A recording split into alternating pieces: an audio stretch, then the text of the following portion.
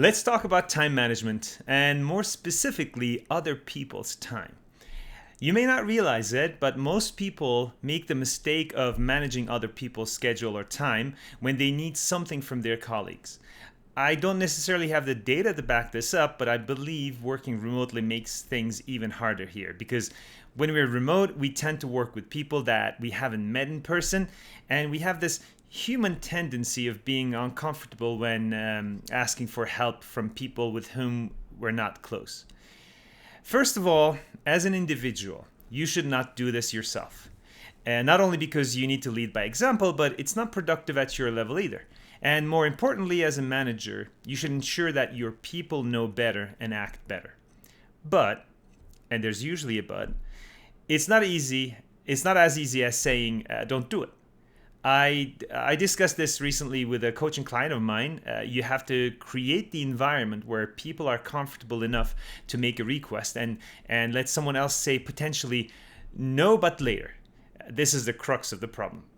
Do you see it? The one who needs something from someone else doesn't want to bother that person. And on the opposite side, we can also run into an issue where people are uncomfortable in saying no, but we can discuss this later in another video. So the delay in asking for help because we think that they must be busy is counterproductive.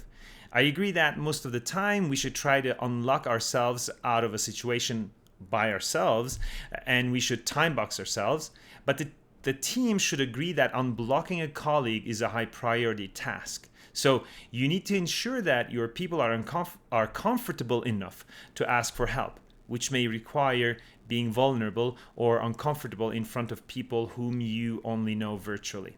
And on the other side, you have to ensure that when your people receive a request for help, they should understand their options. One, they can say no but later, which requires an environment where there's a good level of trust.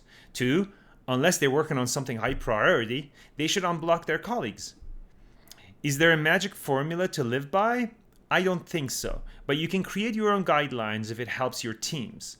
Your teams can review these guidelines and make adjustments if necessary, but they should feel comfortable enough to make an ask and potentially get no but later, ideally with a specific time, such as in an hour when I finish this, for instance.